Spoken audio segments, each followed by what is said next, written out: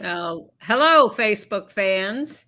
We are here just over a minute from starting today's show. I've just told Marin that I wish we could just show you the current live broadcast of MSNBC because it is so fascinating what is happening in the House of Representatives right now. But we think that probably would not be entertaining to those who are not looking at the show right now.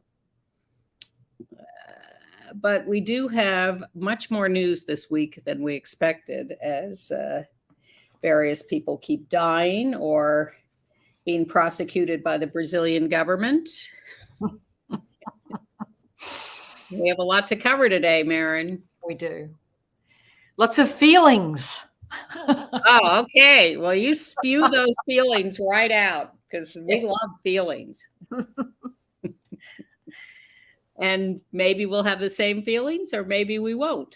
Yeah, my feelings are a little bit from down under. So to speak. All right. Well, we are about to start in just a few seconds. So buckle up. We have feelings today. And we have to really escalate the noise we make so that we'll be heard.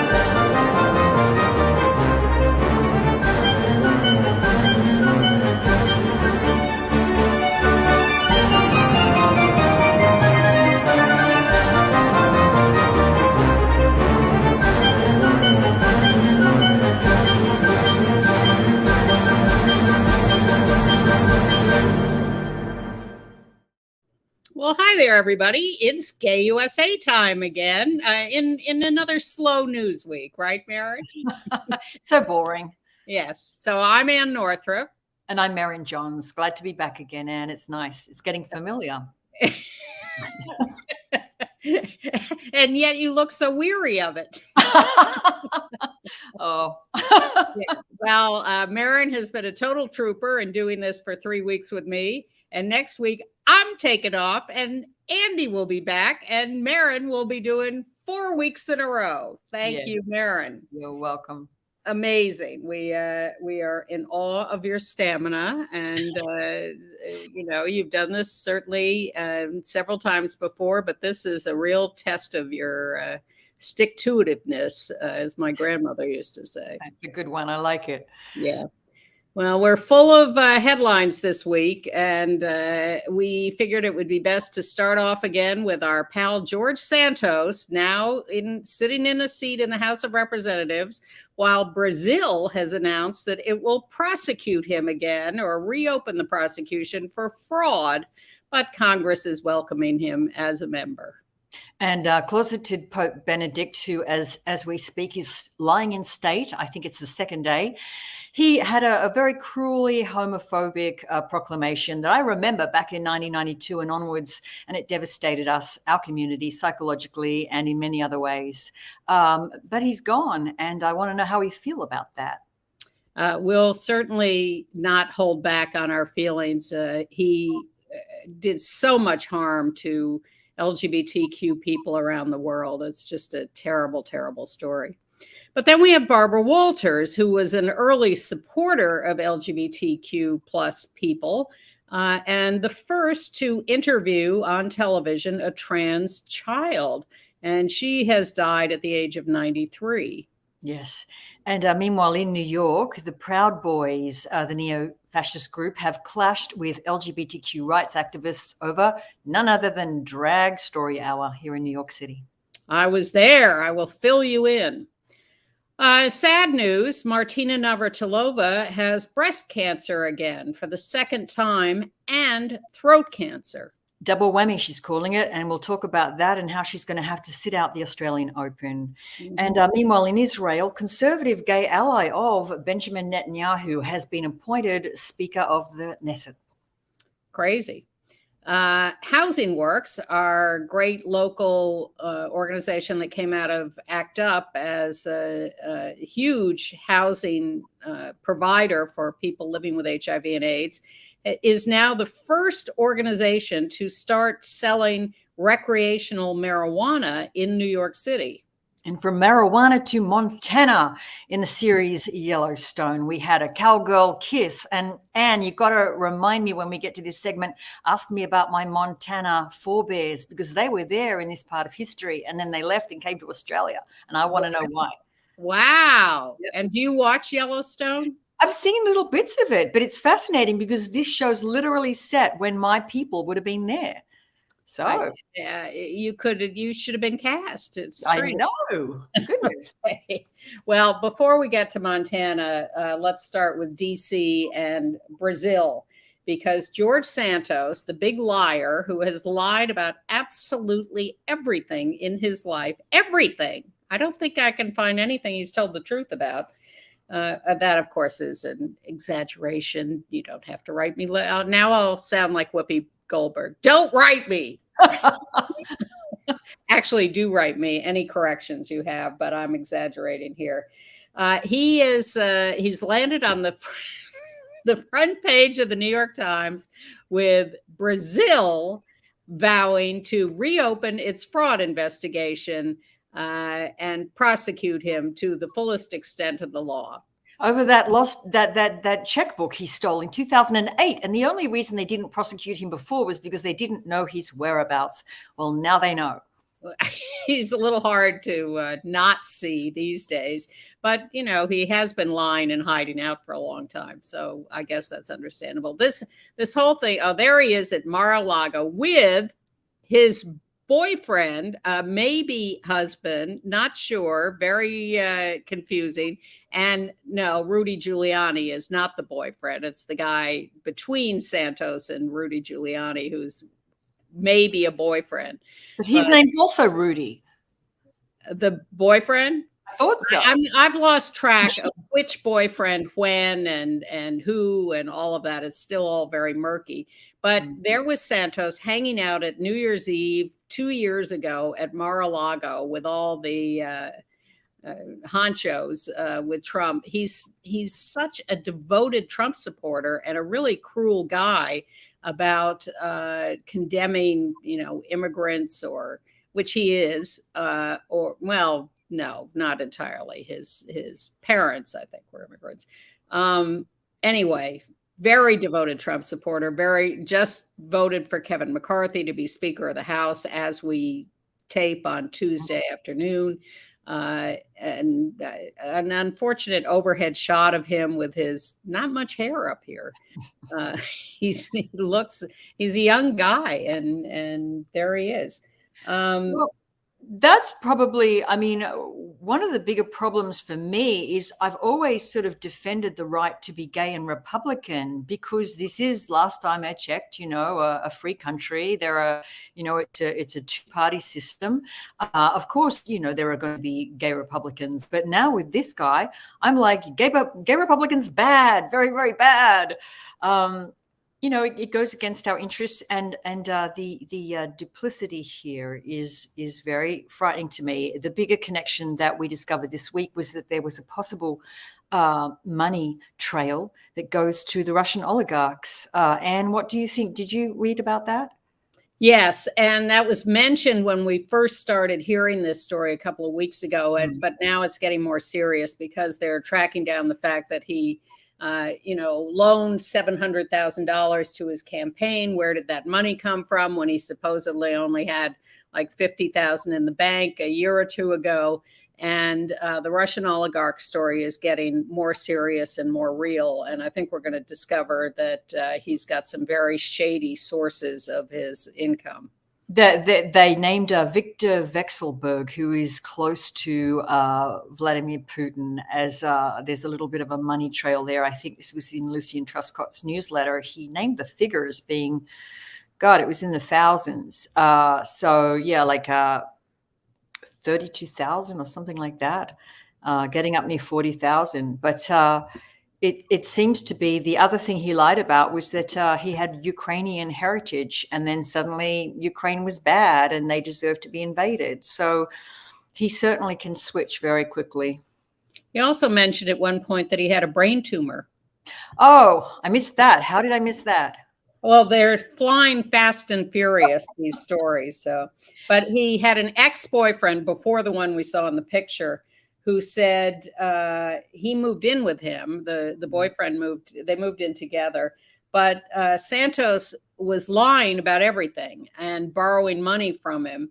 Never went to work, lied about having bought tickets for them to go to Hawaii, lied about everything. And so when the boyfriend realized this, he threw all his belongings in a couple of garbage bags, big black garbage bags, and just ran for the hills because it was so clear to him that Santos was such a mess.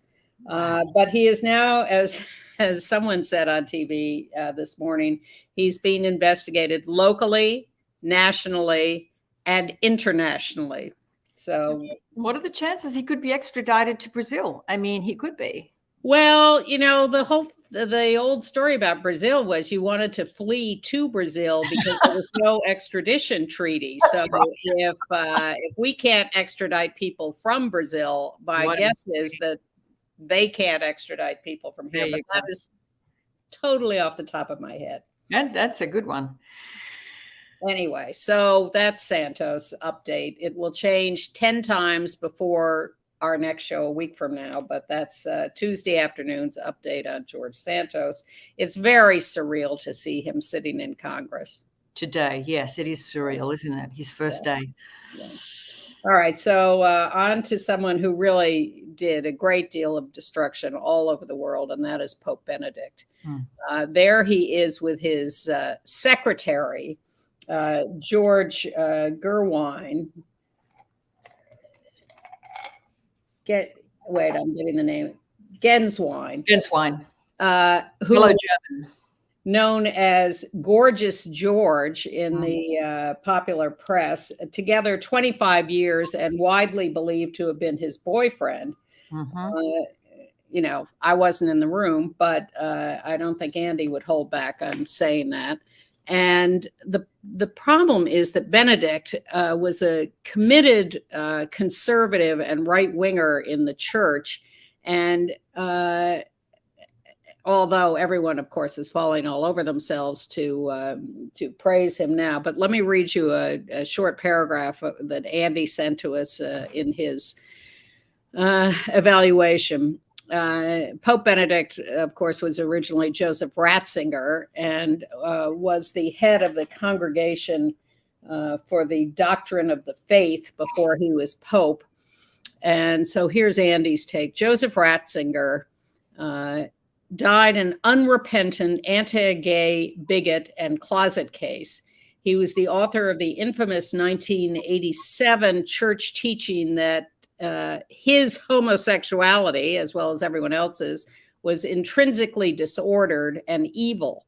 He also wrote that we bring anti-gay violence on ourselves by demanding rights to which no one has any conceivable right.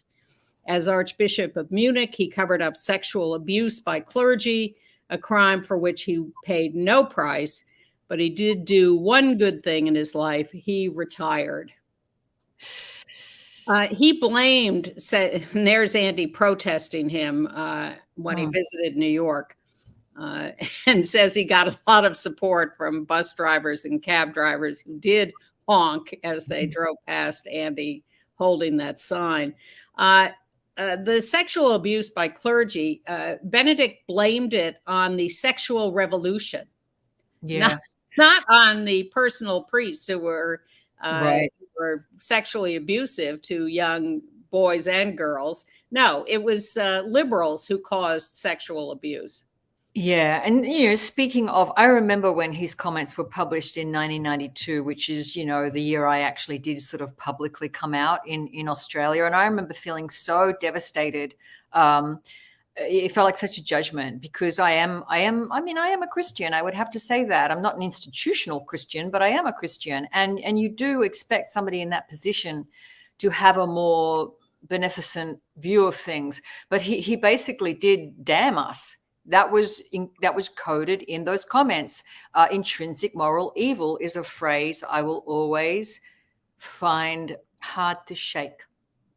It was terrible. It was really deeply cruel and really had wide-ranging repercussions around the world because he was the Pope. And he was supposed to be the voice of moral authority and, inerrant. And so when the Pope stands up and calls you an intrinsic moral evil and says you are objectively disordered, it causes horrible ramifications. Your family rejects you. Your friends reject you. You hate yourself. It causes suicides. It causes violence against you. And this is a leader of a religion who is supposed to be spreading love and acceptance. And yet he was just punitive and nasty and clearly self-loathing if he could stand up and say that. He had the best looking personal secretary that you could get. Exactly. But he called homosexuality acts of grave depravity. Depravity. So I remember the rage we felt at hearing that. We were active within ACT UP at that time. You saw Andy with that sign on the street, and we conducted demonstrations when he was in town. He came to town and stood up with Archbishop O'Connor at a local church, and activists went and yelled at them in the church. They had to cancel the event ultimately after they stood there for a while, sort of smirking while people yelled at them. It was so depressing and so enraging to hear that kind of language coming out of a religious leader. It just horrible. I can viscerally, we said we were going to talk about feelings today. The visceral reaction we had to that kind of language. While we knew he was protecting predators, because many people that we personally know in the church have been molested. I mean, we know people who have been abused.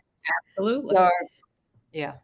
And, his being put in charge of the Congregation for the Doctrine of the Faith, that was the organization within the church that ran the Inquisition. Yeah. Oh, God.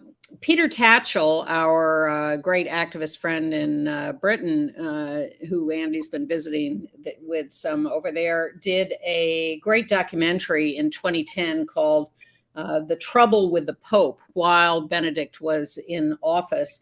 And that's an hour-long documentary, and we're going to link to it in our show note. Well worth seeing if you want to revisit and be enraged by all this. But it's very discouraging to see the hypocrisy and the ignorance and the blindness of people now venerating him as this great leader at the time when he did so much damage. The New York Times did five full pages on Benedict as an obituary. 5. I think the obits in general have been too kind. And look up the obit that the Associated Press wrote, incredibly kind. They called him, a gentle and a cat lover and all of this stuff. And I think it's sort of by the by. I don't care if he was a cat lover who was attached to his books, which is literally what they said as being one of his main defining characteristics. I'm a cat lover attached to my books, but I'm hopefully not protecting predators. Or engaging in that kind of hypocritical behavior to begin with. 5 pages in the New York Times, 5 full pages, and this big a paragraph on those anti-homosexuality quotes. This size paragraph in 5 full pages. I mean, just for news value alone, you shouldn't be doing that. So very discouraging. Yeah. So perhaps we should move on to someone who was also venerated a little more legitimately as a news leader, and that was Barbara Walters. And that is Barbara with David Sloan, who was an senior or executive producer for her on 2020. David Sloan is an ex of Andy's and a guy who I worked with also at Good Morning America. We've known him for decades and decades. And he worked with Barbara for decades and decades and decades. And let me see if I can find here's what David said on Facebook about Barbara. I'm full of gratitude to have had Barbara in my life. She was my creative partner, my teacher, and most of all, my dear friend. It's hard to describe the exhilaration I felt working beside her. This picture was taken at my wedding, and it reminds me of the limitless joy I feel tonight for having known her. Well, at least Barbara Walters was friendly to LGBTQ people and supportive, and won a number of GLAAD awards, Yes. including, what was it? The first, let me Sarah see. Kate sent out a statement about that. She received several nominations and wins at the GLAAD Media Awards for her coverage of LGBTQ people and issues. She also received the inaugural Excellence in Media Award in 1996, which is pretty early.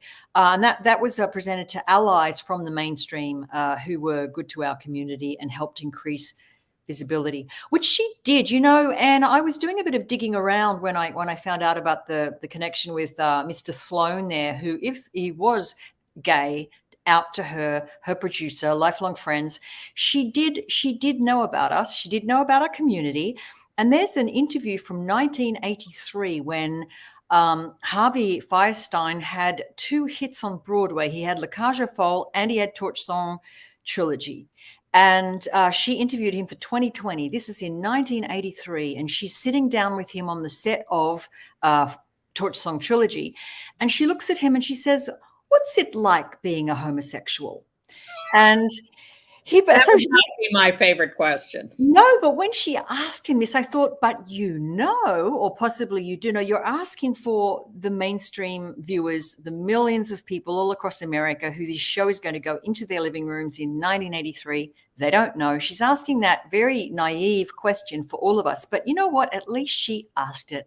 And I think it was the first time I saw anybody that high profile in prime time who did say those things.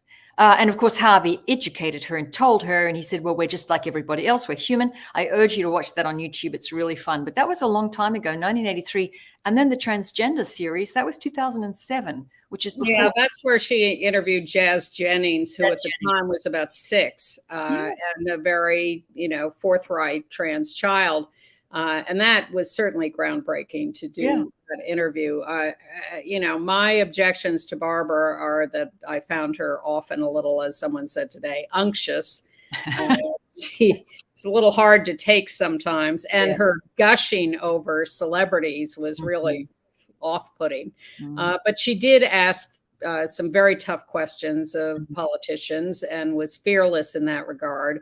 And I appreciate that. I resist the definition of her as the first, since there are so many women who were on the air as newswomen before her. They may not have had the opportunity to be co-anchors on a morning show that she really fought for and had to fight for. But, let's not forget Pauline Frederick at the UN, or Nancy Dickerson, or Sylvia Chase, or Liz Trotta in Vietnam, or, those were the people I was watching growing up and were my role models as reporters and correspondents.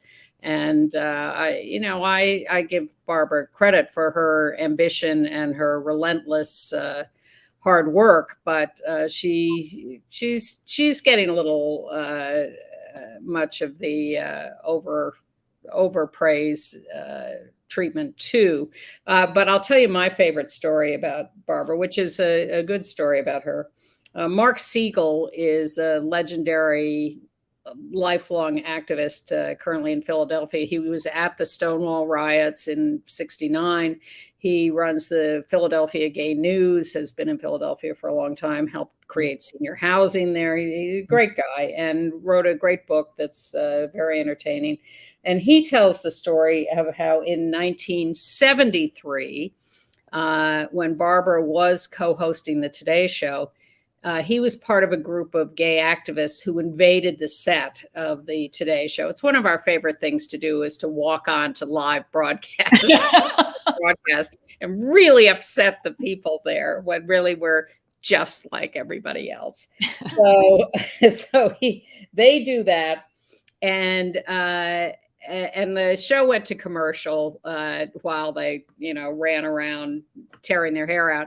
Barbara got up from her chair, went over to the activists with a notepad and a pen, and started interviewing them off camera to find out who they were, what they were doing there, what their concerns were. And as the show started to come back on the air, her producer or co-host or whatever said, Barbara, get back over here. You're due at the desk. And she said, no, I'm getting the story. And that show of respect for the activists, that equal treatment of getting the story of whoever was the story is more impressive to me than any celebrity interview or palling around with Roy Cohn for years or gushing over Mike Bloomberg. Those are the kinds of things that I really could do without. So I have mixed feelings about Barbara. I feel you. I do too. I feel she did do a couple of things that I don't understand who she was as a personality in New York and what her private life was and her private allegiances. But in terms of an interviewing technique, I do like the way she always looked for the humanity in the subject, even if they were a celebrity who are two-dimensional, products basically. But she always wanted to know more. And I liked the way she tried. She was trying to coax Ricky Martin come out at a time when outing was just about to become this massive thing in the zeitgeist of what was the year 2000, I think. And he said he felt violated by this. But this is very tricky territory, because I was interviewing a Hollywood actress, I will not say who it was, but a very A-list Hollywood actress who had a very strange interview with me, chain smoking with dark glasses on, and she was dying for me to ask her. I know looking back, she wanted me to get her to come out. And I knew she did, and I didn't quite have the courage. I didn't really get my Barbara Walters on that day. I wanted to be too deferential. And this is the problem. If you are too deferential as a reporter, you don't get the story. You don't get the scoop. So, and you're not being honest. You're not being honest. Yeah. I have no sympathy for Ricky Martin. To me, I go right back to the old formula of, if you are a celebrity, you have given up privacy rights, and you are certainly entitled to be asked that question. If you don't want to answer it, say, I don't want to answer it. But for him to say 20 years later, I still have PTSD from that, get over yourself. So I'm not impressed by that. Here's what I am impressed by for Barbara. She put lesbian co-hosts on The View. She put Rosie O'Donnell there. She put Raven Simone there. There have been, she let Joy Behar kiss her on the lips. She's a curious person, and I think that is children are curious. This is what makes us human, and I'm glad she brought it into the newsroom. I'm glad she brought it into mainstream television. Yeah, well, she wasn't the only one, but I give her some credit. Big of me, I know. All right. Well, I think Santos, the Pope, and Barbara Walters are the big three at the top of the show now. And we've done half the show on this, so let's move on to some other things. Well, there was a big dust up this week in New York, in Jackson Heights, Queens, where there was another drag story hour. And we now call it drag story hour rather than drag queen story hour, because in fact it was a trans man or a male drag persona doing the drag story hour in Jackson Heights, Queens. And so we thought, we had a problem a couple of weeks ago, and these wackos who call themselves Guardians of Divinity, get it, G-O-D, were threatening to show up again. So a demo was called for Jackson Heights, Queens. This is what resulted. And to our surprise, it wasn't just the Guardians of Divinity who showed up. It was the Proud Boys, the armed fanatics. There are some Proud Boy leaders who were there. Very, very scary. And as you saw, tons of cops. But there was a huge showing by our side, who I like to refer to as the good guys, who greatly outnumbered the Proud Boys. If you look at the picture there that's the library behind us, And on the second floor, there are people who are attending Drag Story Hour and librarians and parents. About 70 people showed up for Drag Story Hour in spite of this insanity outside. And the Drag Story Hour was evidently very successful, but man, it was a melee outside.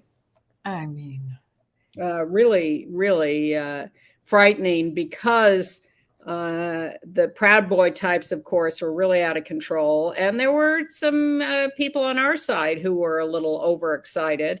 And the cops were chasing people up and down the street. And they got a little violent with our side, pushing people back with barriers and being inappropriate in going after us.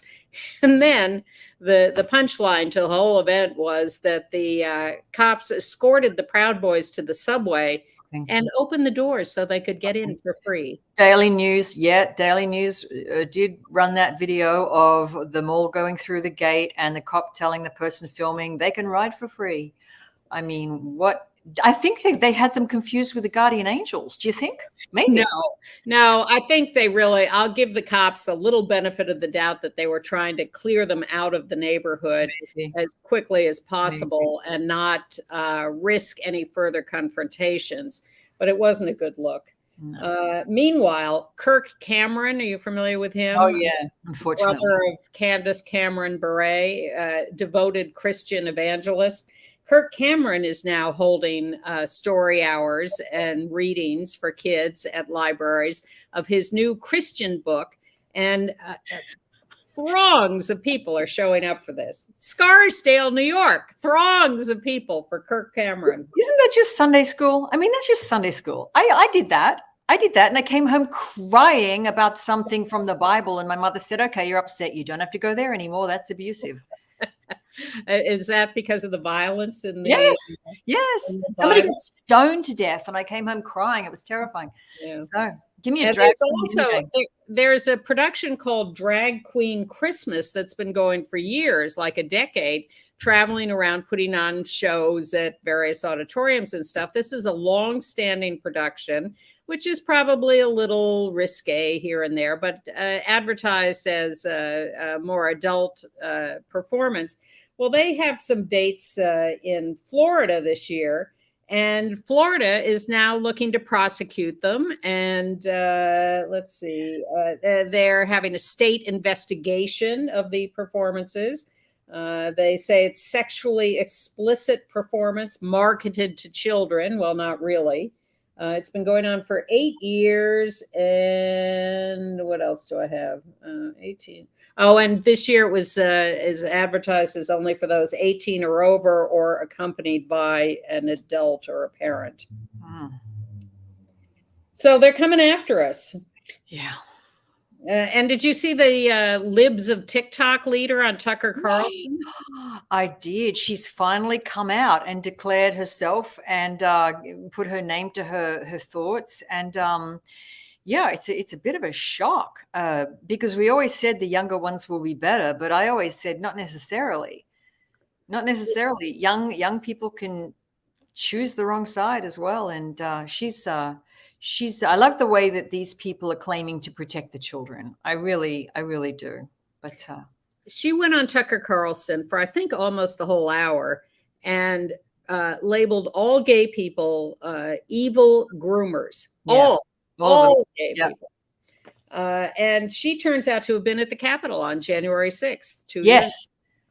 Yes, she's wearing the Trump hat, and they've done a freeze frame, and it's awful. And she's wearing the same ring. She wore the same ring on Tucker Carlson as she has in the screen grab from January 6th. So that's a little scary and a little unfortunate. Well, here's something else scary that I ran across this week that I just have to take a minute to tell you about. There's a Harvard professor named Adrian Vermeule, and he was explaining the right-wing approach to law and Supreme Court rule. He says there's something new, and others I'm sure have heard of this, called common good constitutionalism. This goes beyond originalism, because it's not trying to take the original words of the Constitution and impose them on present day issues. It says, forget the Constitution, forget anything that's written down. We are coming up with a new interpretation that says we will determine what is in the common good, and that is how the Supreme Court should rule. And here's what's on his list. People should have respect for rules and rulers, respect for societal hierarchies. I'm already in jail for 20 years for these. Candid willingness to legislate morality. And courts should bypass precedent.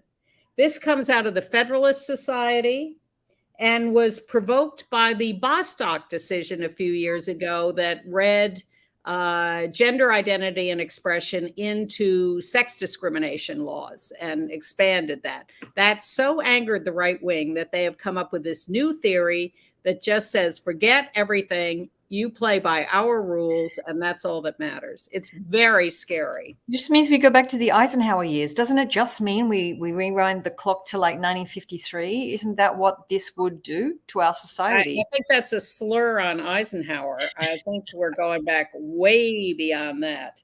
Yeah. But it's a very scary approach, and watch out for that as everybody's justification.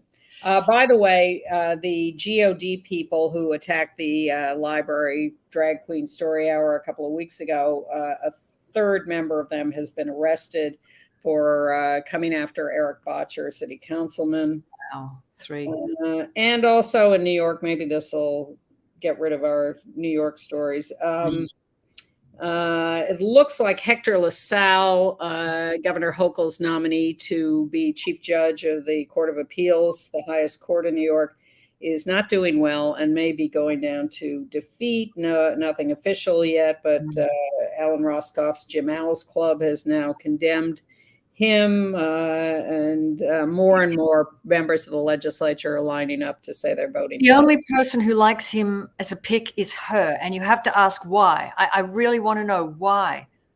Latino representation. She's big deal. It's like big deal. That's the one thing. It seems to be the one thing. I mean, it is a big deal, but you know what I mean? In the face of the disapproval that it looks like he's attracting, it's kind of like she's like a dog with a bone. She's not letting go.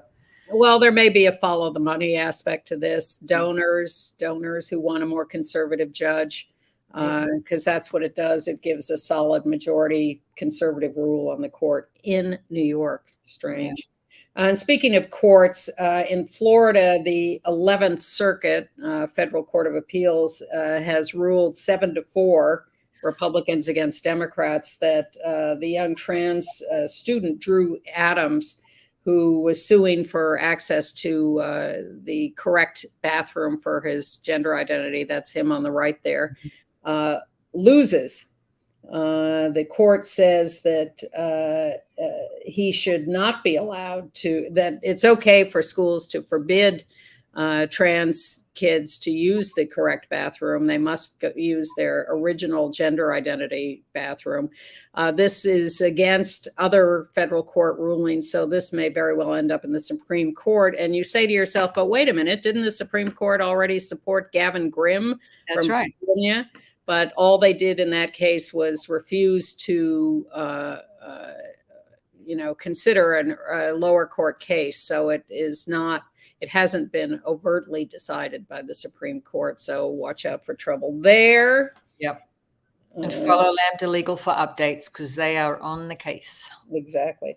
All right. And we got to hopscotch through some stuff. In Arizona, out lesbian Chris Mays, who was running for attorney general as a Democrat, has finally been certified as the winner. They had to go through an automatic recount. She ends up winning by 280 votes in a statewide vote. That's not much. She's still a third out lesbian. She's claiming her space with Maura Healey and Dana Nessel. So there's 3 attorney generals of a state in U.S. Maura Healey's now gone on to be governor of Massachusetts from that state. And Dana Nessel is a fantastic activist how she ever got elected attorney general, I will never know. But she's fantastic. In California, Governor Gavin Newsom has appointed Judge Kelly Evans to be the first queer woman of color on the California Supreme Court. That's her in the pink shirt and black jacket. She has worked for the Department of Justice, served on the ACLU and National Center for Lesbian Rights boards. She grew up in public housing. She helped end the death penalty in California when she was working for the state. She is a superstar and a great addition to the California Supreme Court. Meanwhile, in Missouri, they are supposed to tonight, and we're taping on Tuesday, we'll update you next week, but they're supposed to execute Amber McLaughlin, the first trans person to be executed. She's 48. She killed, or 49, she killed her girlfriend in 2003 before she transitioned. Yes. She had a tremendously abusive childhood, a foster mother who rubbed feces in her face, that kind of stuff. She went to prison and transitioned there and has been a so much happier and more productive person. And yet they are scheduled to impose the death penalty on her tonight. Yeah. I mean, I believe her mental health issues were not brought to bear on the court case, and that's she's pleading mental health for a stay. So we'll see what happens. Martina Navratilova, diagnosed with breast cancer for the second time. That's her with her wife, Julia, who you may recognize as a character on The Real Housewives of Miami. Poor Martina. I feel for her. She has got the double whammy, she says. She was just about to hop down to Australia, where she was going to be a commentator for Tennis Channel at the Australian Open. She's obviously a much-loved figure. We're a nation of tennis nuts down there. But this is I believe she found a mass in her breast after also finding a lump in her neck that wouldn't go down last year. So she has been... she's going into treatment, and we wish her the best because we would not like anything to happen to the 59-time winner of major titles. Yeah, she says her throat cancer is HPV related, a warning to everyone. I hope you can connect the dots there. And she's a great activist, of course, in Australian tennis because she fought long and hard to get Margaret Court's name taken off the stadium there. Not a fan of the court. Not a fan of the court. I don't blame her. She and Billie Jean are the two champions of free speech for queer women in tennis. Thank God. Well, Margaret Court has just been loathsome in her ultra evangelizing Christian condemnation of lesbians in tennis and gay people in general. But on a happier note, Robin Roberts has sort of begrudgingly announced that she and her longtime partner, Amber Lane, are planning to marry in 2023. They've been together since 2005. Both have fought cancer and triumphed. So we wish them all the best, certainly. Yes. All right. Should we move on to other international news? Sure. Well, as you know, Benjamin Netanyahu has regained his leadership in Israel as a leader of the Likud party and is just getting more conservative by the moment, if that is possible. But it turns out there's one gay member of the Likud party there on the right in this picture, Amir Ohana, and he has been appointed by Netanyahu as the Speaker of the Knesset.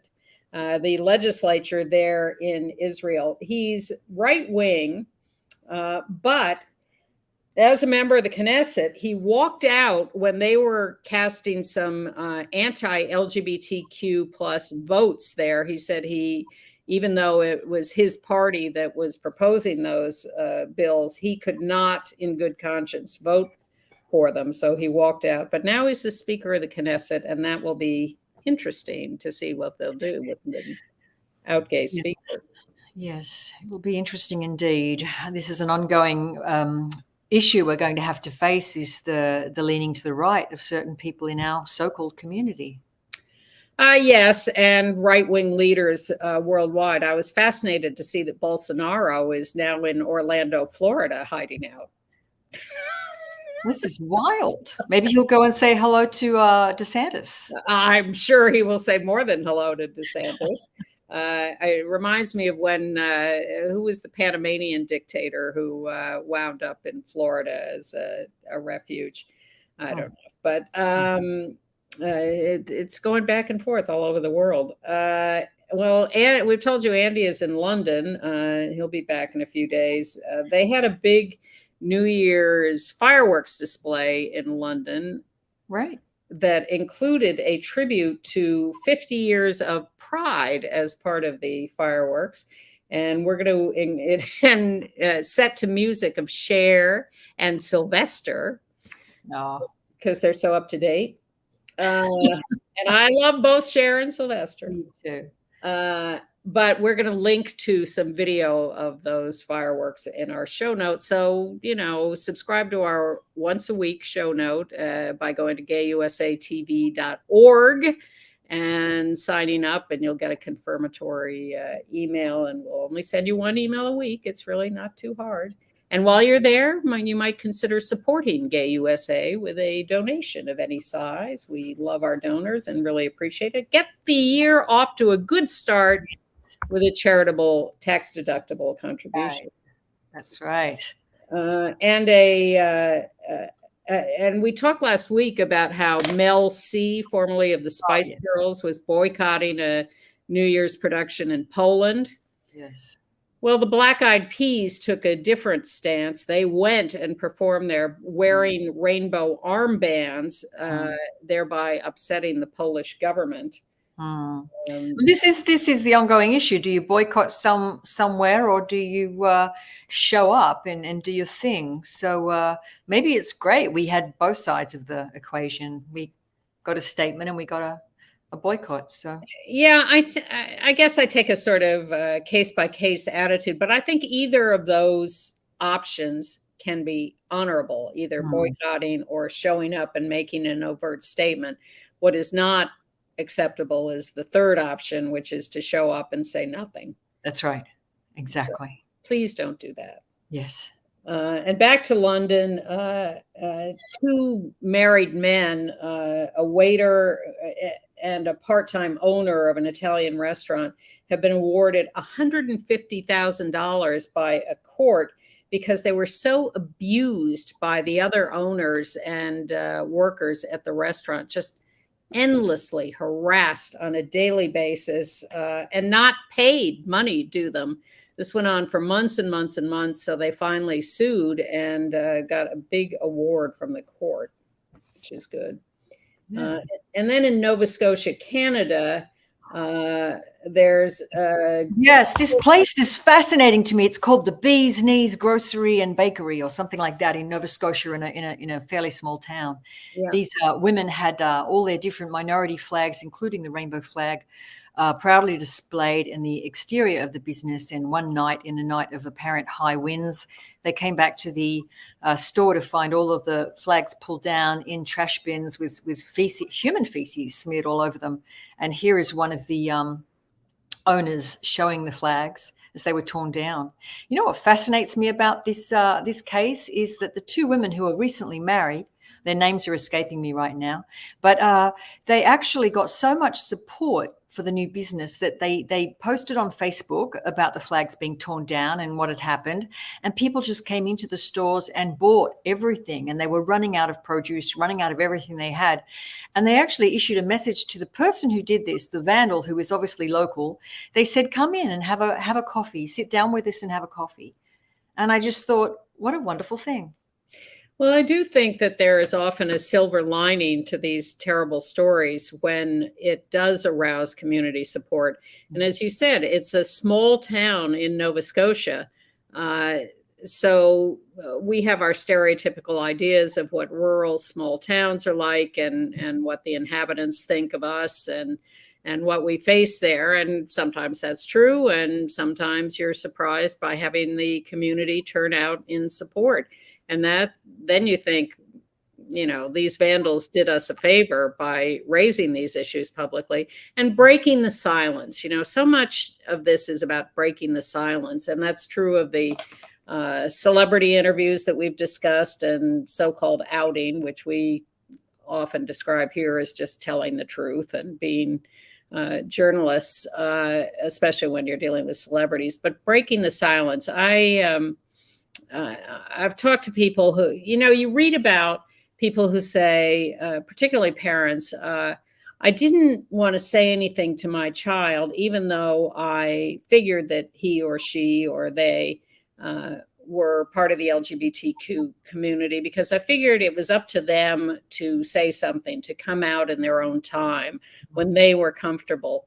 And I always think that's very sad, because it deprives the child of the support they need as they're going through the discovery process, because the world in many ways tells us as we're young that that we're inappropriate and that we're alone, and we feel alone. And so I think we need everyone to be able to say on a regular basis, it's fine. There's a diverse population in this world, and that's good. That's enriching. And no matter who you are or what you feel or whatever, we want you. We want to have you in our lives. We're all valuable, and we have to break that silence and talk about these things. Yes. And also, I think in a small town, I like the way this community decided what kind of community they want to be. They want to be a community that represents and embraces difference. These women are just running a store that offers, cappuccinos, cake, handmade candles, soaps, this kind of thing, and bread and, baked goods. And so what? They've got the First Nations flag. They've got the transgender flag. They've got the LGBTQ flag. They're literally saying everybody's welcome. And in a small town, you would hope everybody's welcome. And it's sad that the people who are haters and vandals are missing out on community. Right. Because they're not going to show their face, possibly. You never know with these people. But I love that she was very, very Christian, very turn the other cheek. Come in and have a coffee. Sit down with us. Meet us. Well, the haters and vandals feel evidently so threatened. And, we could be talking about the Proud Boys. We could be talking about the Federalist Society. We could be talking about Pope Benedict. They're all missing out on the opportunity for connection and love and fun and, being part of a bigger world. Yes. That's Pope Anne for today on Gay USA. Right? Oh, you're going to have a really good obit, and it'll be genuinely nice. You won't just be, genuinely flattered. Yeah, here's my thing. Throw me in a dumpster, please. And I won't be here. So if you want to have a remembrance for yourself, be my guest, but I won't be around. And on that note, we move on to marijuana. Right. Yay. Housing Works, New York. Yeah. Well, here's the line at the Housing Works pot dispensary on the first day it was open. I think there's a demand for this product. Yeah. Life is hard. You might as well be high. No, life is hard. This is mostly Pope Merrin. Said Pope Merrin. That's on my okay. That's my epitaph. No, really. We need, it's a medicinal dispensary. Really, that's really what they're aiming for. Is it's a public service for people who need it for health requirements. So. Well, it no longer has to be defined that way, because what they've done is legalize recreational marijuana in New York State, as they have in many other places. But I thought Housing Works was sort of, no, they're not doing it in that sort of way. It's not really just. Well, that's always the spirit in which Housing Works operates. That's the spirit in which they provide housing for people, that it's therapeutic. And most public housing and supportive housing in this country excludes people who are drug users. Yes. They're automatically disqualified from public housing. But Housing Works rules have always been that they welcome people who are drug users. They're not going to exclude them. It's housing for people with HIV or AIDS, and maybe a little beyond that now. But they have been much more welcoming and much more open to a wider population, especially when you're talking about HIV, which includes a lot of people who are drug users. Yes. And who have acquired it through needle sharing. So they've always supported people and then tried to give them a place to live that is healthy and move them along in life to a safer, better life. And so certainly a pot dispensary can be part of that. But we showed a picture of Charles King, who was one of the founders of Housing Works. It was a committee of ACT UP, the housing committee. But the people who were doing it became aware that there was such a huge need for housing, and that the public housing that was being done was punitive and restrictive. And so they, God bless them, took responsibility for starting an actual 501c3 and going into the business of providing housing. And they're one of the biggest housing providers in New York City of anyone. And they have stuck to it for all these years and do a fantastic job in a very difficult arena. It's not easy, and there are troubles all along the way, but they have stuck to their mission. And now they have gotten themselves organized to be the first certified and the first open to provide this. Yeah. So applause. No, and I stand corrected, actually, because it is actually the first legal recreational marijuana dispensary. So yes, noted. I gave that up many years ago, so I do not speak as a client. Although I was the president of the New York City Medical Marijuana Buyers Club about 30 years ago. Wow. I mean, I never took it up myself. I don't have the right brain chemistry for it. But I mean, to each his, her, their own. Exactly. And I'm not out to be judgmental about any of it. But ultimately, I was glad to stop. All right, moving to entertainment news. So Yellowstone, they had evidently this moment of cowgirls kissing on Yellowstone. I searched high and low, far and wide for a picture of this, and there was nothing clear enough or definite enough for me to be able to show you. That's how brief it was. But the right wing has lost its mind over this. Well, because don't they own the West? Aren't they the pioneers and the frontier people? Goodness, God forbid there's non-binary queers out there having a quick peck on the lips at a fairground, whatever the hell it was. I don't know how I felt about this. I felt mixed because I said at the top of the show that these were where my ancestors on my mum's side were from Montana and Alberta, and they were definitely into the West and the expansion of the West. And I'm sure there were no queer, non-binary people who were visibly kissing at that time. So I think there's a little bit of revisionism in there. But who cares? It's really a cute story. Do you know the story behind how that kiss ended up in episode 7, season 5? No.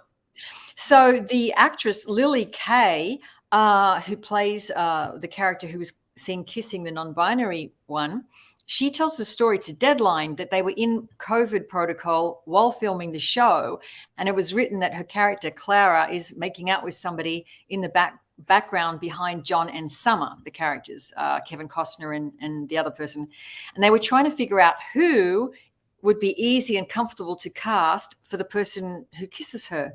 And she's a lesbian. Her partner, Julie, was there in Montana with her during filming. And they said, oh, it will be easier if we just have you guys doing it.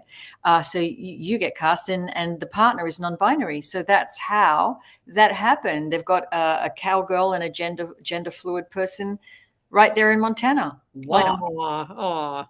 Well, we have just a few seconds left, so I'm going to curtail that story there. All the right wings are like, that's our show. How come you're bringing all this woke stuff into Yellowstone? Ask Kevin Costner. Complain to him. Yeah. Go see Between Riverside and Crazy on Broadway. I saw it. I loved it. And you know how I feel about the theater, but you must see this show. It's hilarious. And that's all we have time for. Marin, have fun with Andy next week. I will love to, but I've also had fun with you. Thank you so much. We're out. Okay, bye. Bye.